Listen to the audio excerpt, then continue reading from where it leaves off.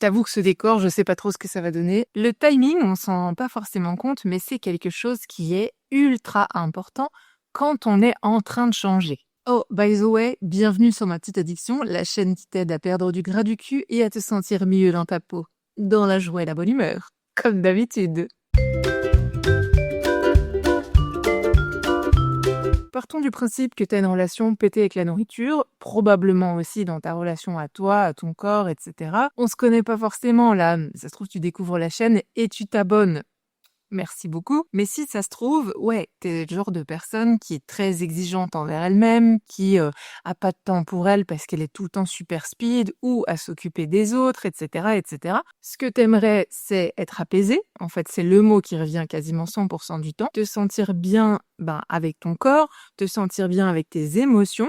Et aussi et surtout, avec la bouffe au final. Parce que je suis désolée, mais quand on a peur de manger certains aliments parce qu'on a peur qu'il y ait des conséquences qui sont une prise de poids, une silhouette qui devient plus volumineuse et donc toutes les choses que tu penses, qui sont liées à ça, à savoir le rejet, le désamour, la critique, le regard des autres, le jugement, que les trucs super positifs, on peut pas dire que tu sois une meuf qui aujourd'hui est très apaisée.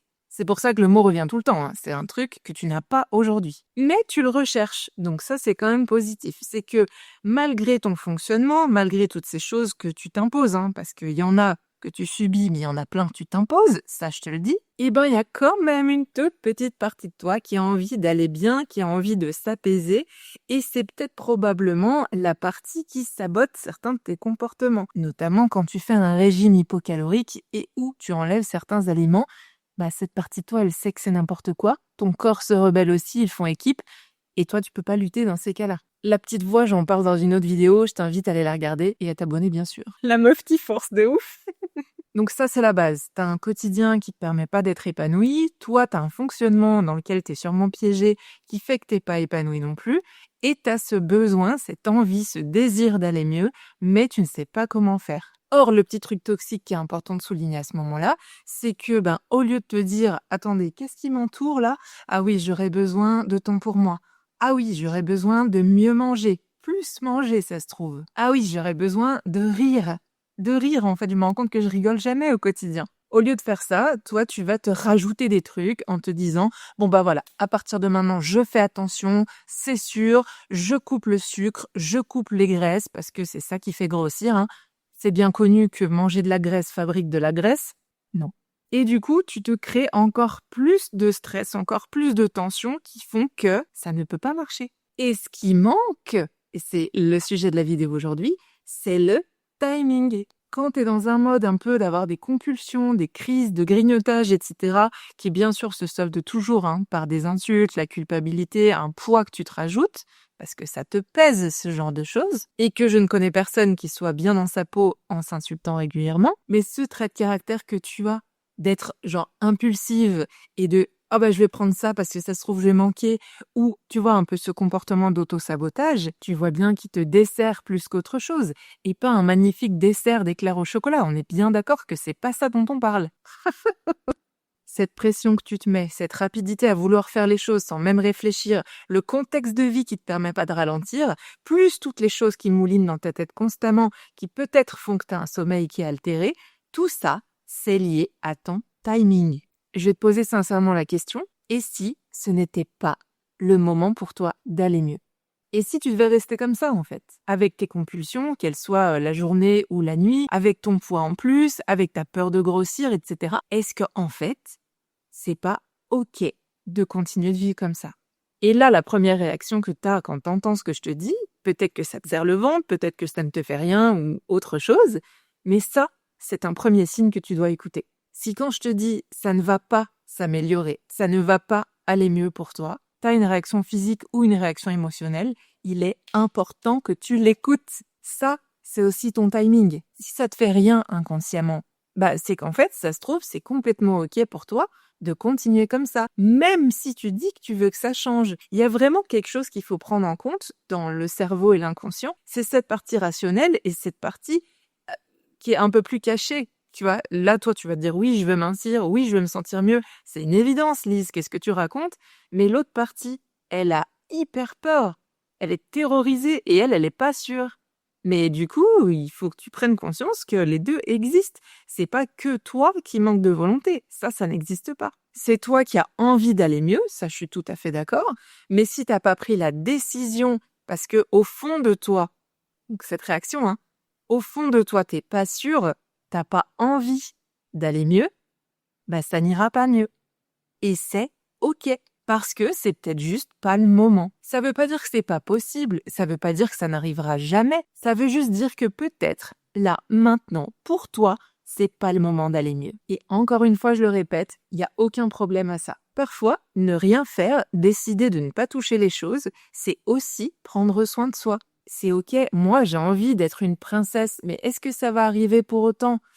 Pas sûr, non? À moins que je sois téléchargée dans un téléfilm de Noël et que j'aille passer des vacances. Bon, tu vois ce que je veux dire. Mais sérieusement, si ton inconscient n'est pas rassuré sur « bon bah cette fois ça va aller, cette fois je vais m'écouter, cette fois je vais me respecter, cette fois je vais prendre soin de moi et donc ce sera différent de d'habitude », tant que ton inconscient n'est pas rassuré vis-à-vis de ça, il ne va pas vouloir y aller. Et donc t'auras beau tenter de mettre des choses en place, il y a une partie de toi qui va te saboter, c'est sûr et certain. Et je vais te dire, hein, une anecdote personnelle, mais moi, il m'est arrivé de refuser des personnes qui voulaient venir dans le club des bombasses. Je sais pas exactement comment te l'expliquer, c'est pas arrivé 30 000 fois non plus, hein, c'est arrivé quelques fois, mais je le sens. Je sais que c'est pas le moment pour elles, mais elles n'en ont pas conscience parce qu'en fait, elles sont tellement désespérées de changer et d'aller mieux qu'elles sont prêtes à tout.